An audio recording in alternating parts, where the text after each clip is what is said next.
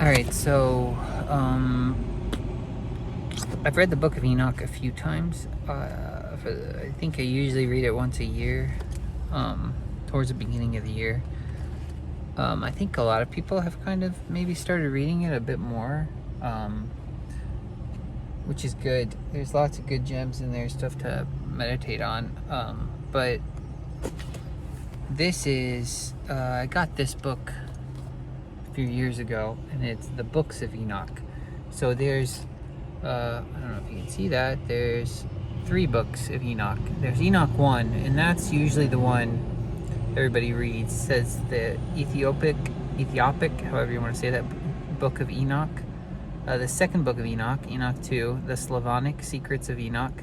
The third book of Enoch, the Hebrew Book of Enoch.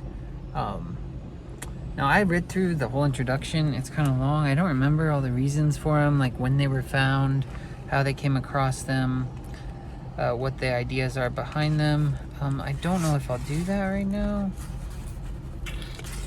I know the popular one is Enoch 1, the Ethiopian one. It's very good. It is very good. I don't remember about all the other ones, so I thought I would start with Enoch 2.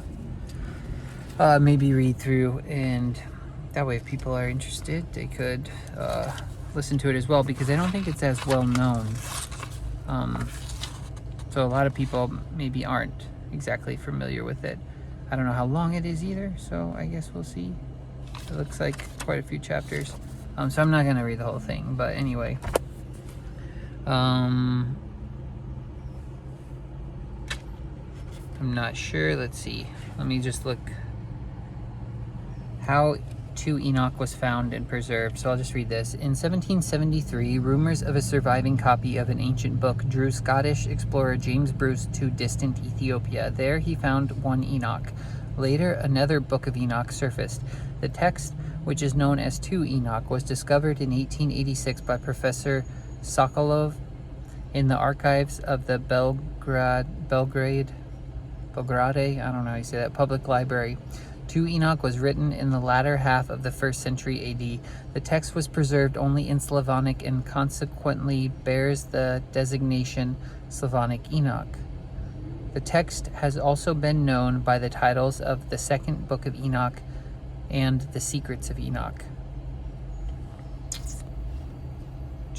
It says 2 Enoch is basically an expansion of Genesis chapter 5, verse 21 through 32, taking the reader from the time of Enoch to the onset of the great flood of Noah's day. I guess there's different versions of this too, it says. I don't know if there's dated late 1st century AD, relevance to today of doing let's see. All right. The main theme of the book is the ascension of Enoch progressively through multiple heavens. During the ascension, Enoch is transfigured into an angel and granted access to the secrets of creation. Enoch is then given a 30-day grace period to return to earth and instruct his sons and all the members of his household regarding everything God has revealed to him. The text reports that after a period of grace, an angel will then come to retrieve him and take him from the earth. Many credible versions end with chapter 68. However, there is a longer version of 2 Enoch, which we will examine. In this version, the wisdom and insights given to the family of Enoch are passed from family members to Melchizedek, whom God raises up as an archpriest. Melchizedek then fulfills the function of the prophet-priest. To pave the way to Melchizedek, Methuselah functions as a priest for 10 years and then passes his station on to Ner, Noah's younger brother. Ner's wife, Sapanim, miraculously conceives without human intercourse while about to die, and I can't even read that word, posthumously gives birth to Melchizedek, who is born with the appearance and maturity of a 3-year-old child with a symbol of priesthood on his chest. The world is doomed to suffer the flood, but Michael, the archangel, promises Melchizedek salvation. This establishes a priesthood for all eternity. The text goes on to report that the last generation there will be another Melchizedek who will be the head of all, the great archpriest, the word and power of God, who will perform miracles greater and more glorious than all the previous ones. The manuscripts which contain and preserve this document exist only in Old Slavonic. Of the 20 or more manuscripts dating from the 13th century AD, no single one contains the complete text of 2 Enoch. When pieced together, they appear to be 2 versions. These we will refer to as long and short version. The difference in length between the 2 is due to quite different features. There are blocks of text found only in the longer manuscripts, but even when the passages are paralleled, the longer manuscripts tend to be more full and detailed. But at the same time, there is so much verbal similarity when the passages correspond to a common source, must be supposed.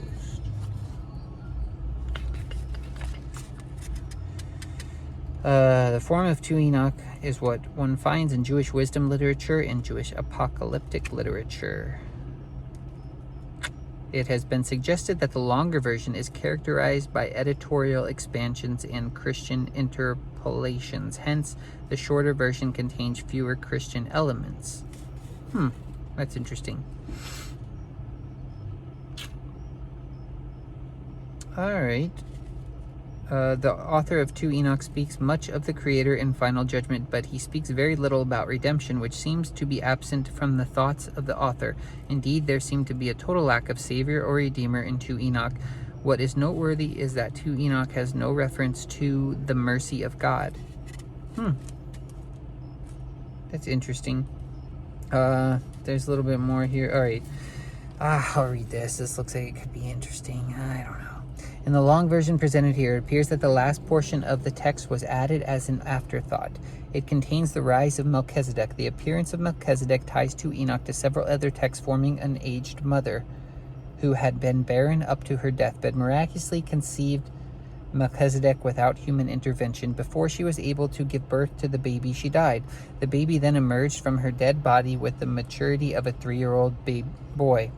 His priesthood will be perpetuated throughout the generations until another Melchizedek appears. If the last Melchizedek serves as the archpriest for the last generation, it indicates that in the mind of this Jewish writer, the temple was to be rebuilt and would be the place where God would meet his people when the heathen nations were destroyed. The continuation and victory of the Jews as the selected and blessed people of God is implied. In this vein, 2 Enoch follows the certain apocalyptic writings. It says, for more information on apocalyptic writing, see End of Days by Joseph Lumpkin. I don't know what that book is. All right, I'll just get into it then. It looks like it's just kind of talking about dating stuff. I don't know. Gnosticism, whatever. The zodiac is mentioned along with celestial bodies. In chapter 21 and forward for several chapters shows heavy influence of Greek mythology. Celestial bodies with names such as Zeus, Cronus, Aphrodite, and others. The part of the text contains names and astrological descriptions could have been tampered with as late as 7th century AD. So I don't know. We'll just see what we get into here. Anyways, chapter 1.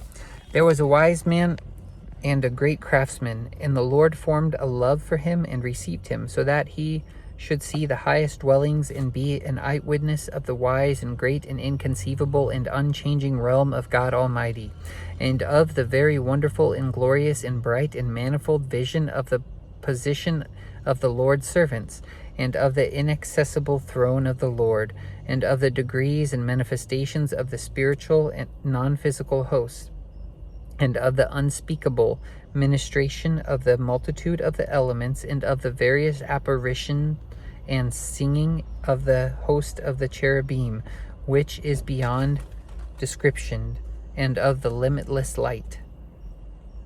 I like this already. That's just the first verse. That was a very long run-on sentence, and I enjoy it. All right. At that time, he said, when my 165th year was completed, I begat my son Methuselah. After this, I lived 200 years and finished of all the years of my life 365 years.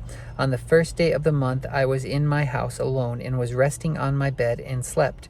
And when I was asleep, great distress came up into my heart, and I was weeping with my eyes in sleep, and I could not understand what this distress was or what was happening to me.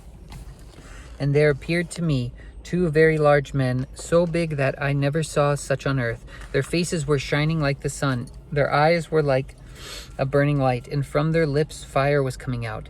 They were singing. Their clothing was of various kinds in appearance and was purple. Their wings were brighter than gold, and their hands whiter than snow. They were standing at the head of my bed and began to call me by my name. And I arose from my sleep and clearly saw the 2 men standing in front of me. And I greeted them and was seized with fear, and the appearance of my face was changed to terror. And those men said to me, Enoch, have courage and do not fear. And the appearance of my...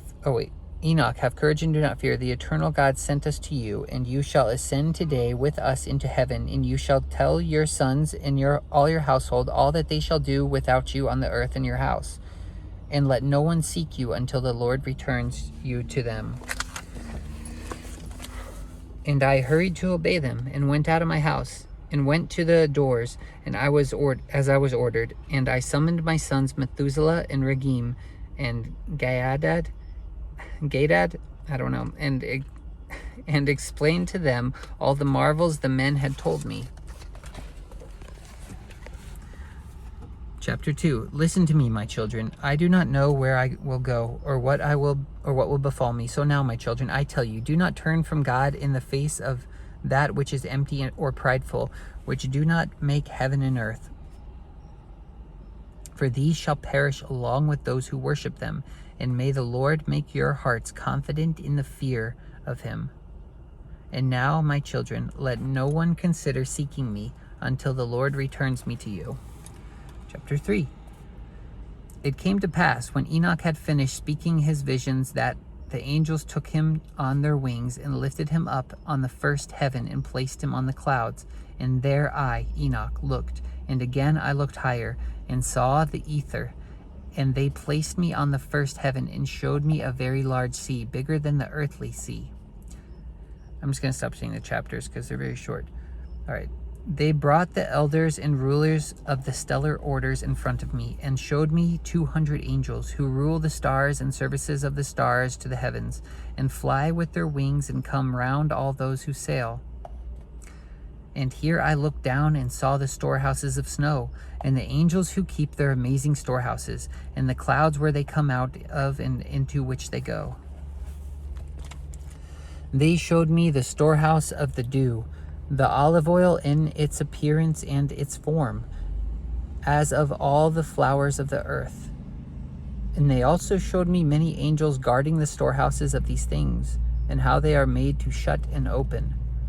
And those men took me and led me up on the second heaven, and showed me darkness greater than earthly darkness. And there I saw prisoners hanging, watched, guarded, awaiting for the great and limitless judgment.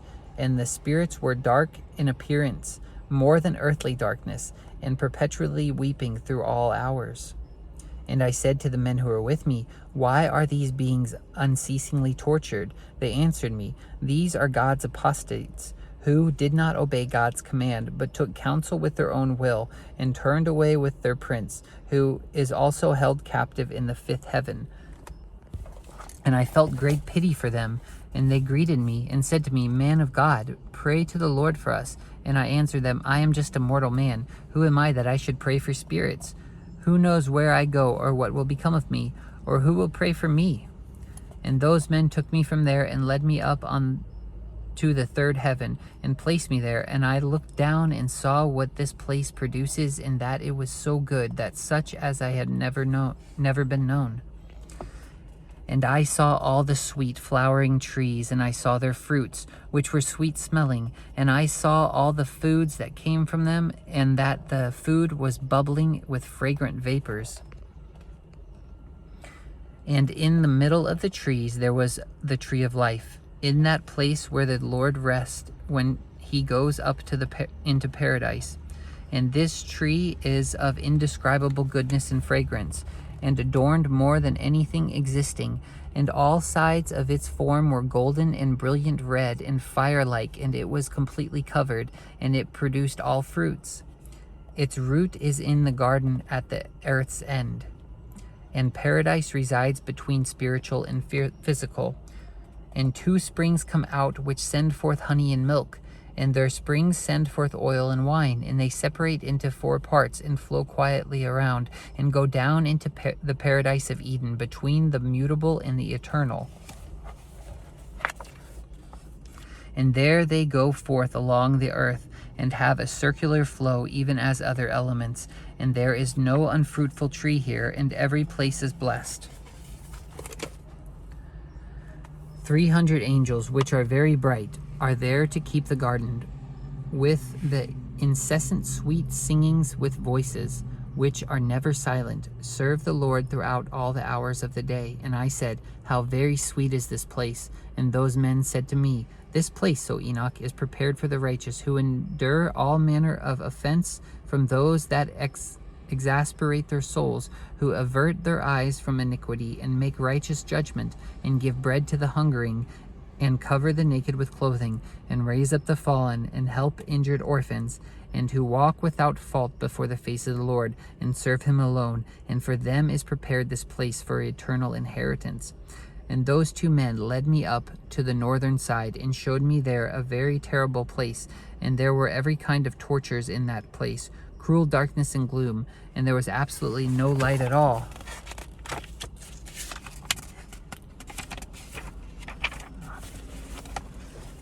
And there was absolutely no light at all there, but murky fire constantly flaming above, and there is a fiery river coming out.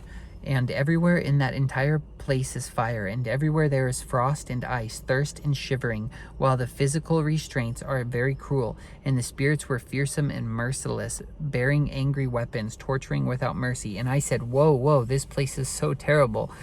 And those men said to me, this place, O Enoch, is prepared for those who dishonor God, who on earth practice sin against nature, which is sodomy of a child, corruption of children, performing magic, enchantments, and devilish witchcrafts, and who boast of their wicked deeds, stealing, lying, slander, envy, resentment, fornication, murder, and who are accursed and steal the souls of men, and those who see the poor and still take away their goods, so they grow rich, and injure them for other men's goods.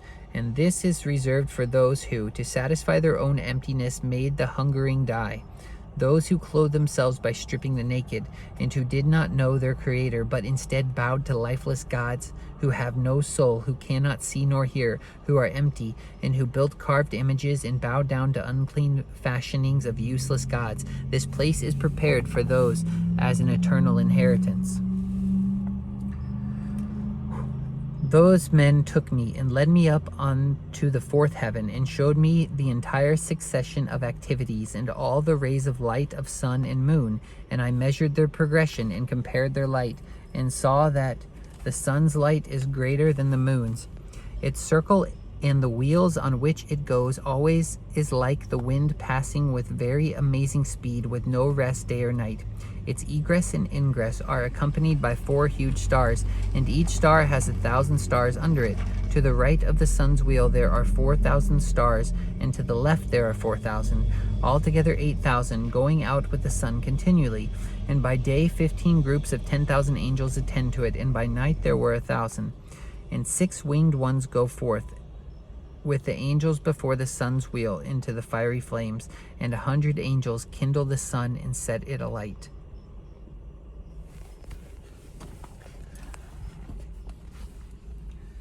And I looked, and I saw other flying elements of the sun, whose names are phoenixes and chalkidri, which are marvelous and wonderful, with feet and tails of a lion and a crocodile's head. They appear to be purple in color, like that of the rainbow.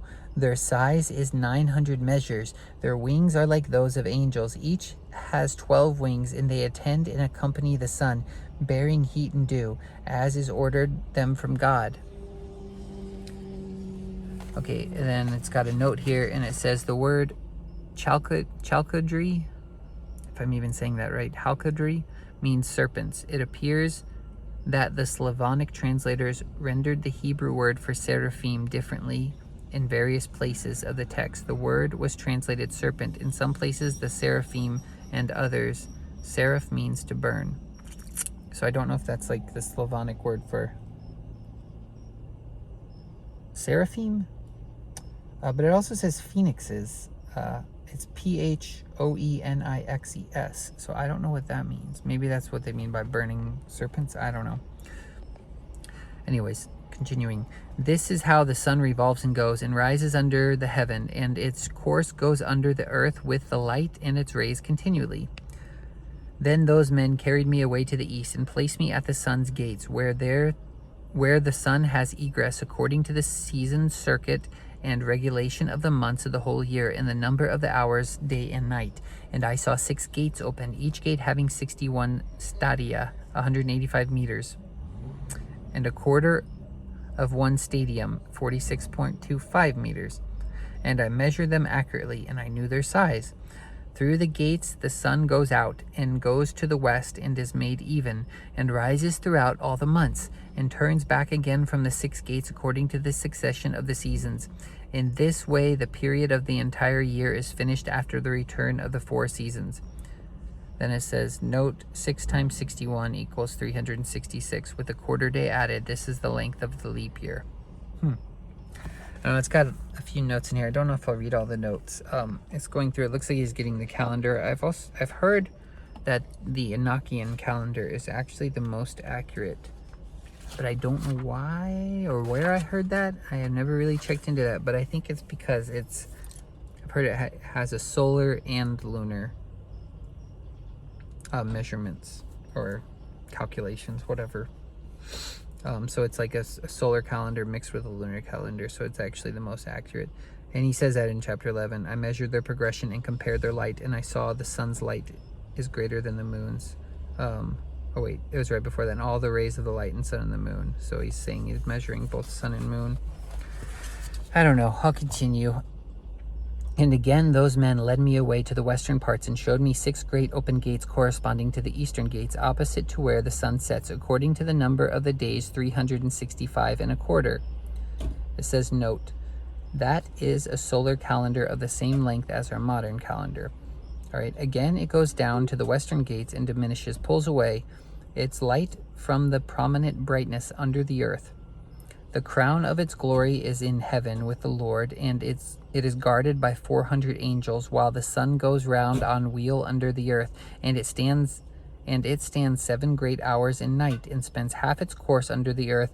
And when it comes to the eastern approach in the 8th hour of the night, it brings its light and the crown of glory, and the sun burns outwardly more than fire. Then the elements of the sun, called phoenixes and chalkidri, seraphim, break into song. Therefore every bird flutters its wings, rejoicing at the giver of light, and they break into song at the command of the Lord. Then it's got in parentheses here, the kadosh, holy, holy, holy. I don't know why it's got it there. I don't think that's part of the original text, but anyways.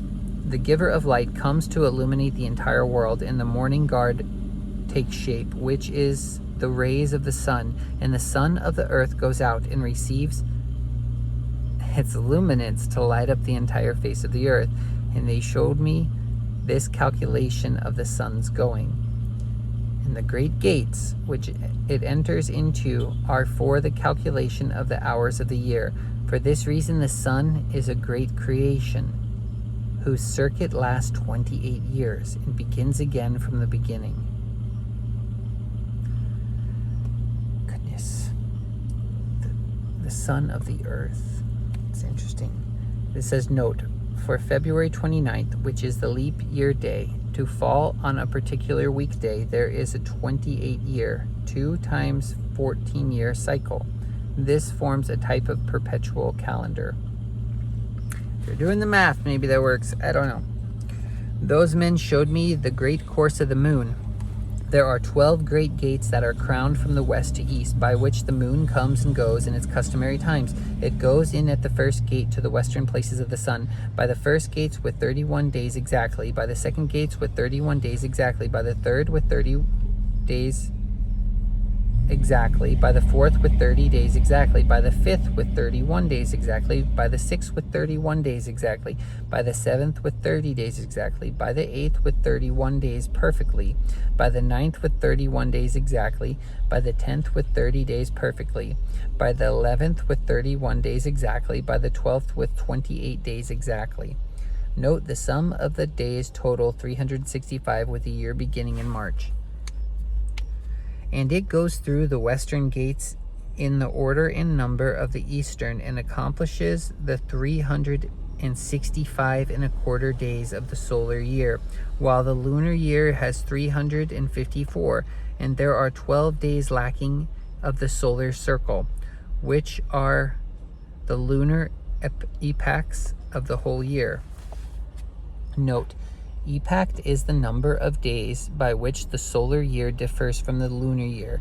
It is also the number of days into the moon's phase cycle at the beginnings of the solar or calendar year. The word originated in the mid-16th century and denotes the age of the moon in days at the beginning of the calendar year. It is from the French epochte, via Latin from Greek epochta, meaning intercalculated. The Great Circle also contains 532 years. Note, this 532-year cycle is calculated from the creation of Adam, which took place on Friday, March 1st, 5508 BC, according to some of the founding documents of the Orthodox Church, which are still in use. Goodness gracious, this is a long note. It is the base date on which the entire calendar of the Orthodox Church is founded. The cycles are laid out in the final sections of the Typicon, which is the book that dictates the services, and are the Paschalian calendar sections. There are tables reflecting the 532-year cycle of the church services, which consist of 19-year solar cycles multiplied by 28-day lunar cycles. There is a table that consists of 19 columns by 28 rows, giving the Paschal key number or letter for each of the years of the 532-year cycle. Once you know the Paschal key, you look up the details in the following section, which consists of 35 brief calendar synopsises, one for each possible day that Pascha can fall. Each of these synopses actually consists of 2 services, one for regular years and one for leap years. Oh my goodness, I don't know. The quarter, I don't know where to stop. I'll try to get through this thing. Okay, the quarter of a day is omitted for 3 years. The fourth fulfills it exactly. Because of this, they are taken outside of heaven for 3 years and are not added to the number of days, because they change the time of the years to 2 new months toward completion and 2 others toward the decrease. And when the course through the western gates is finished, it returns and goes to the eastern, to the lights, and goes this way day and night in its heavenly circles, below all circles, swifter than the heavenly winds, and spirits and elements and flying angels. Each angel has 6 wings. In 19 years it travels the course 7 times. My goodness.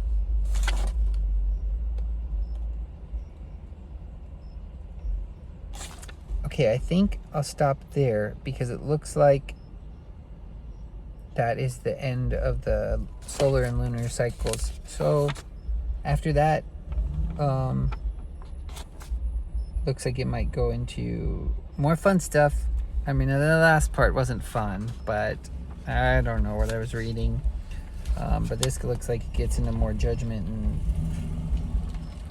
withered faces, things like that. So I'll mark it here. Chapter 17 is where I'll pick up. So that's the first 16 chapters, I guess, of 2 Enoch.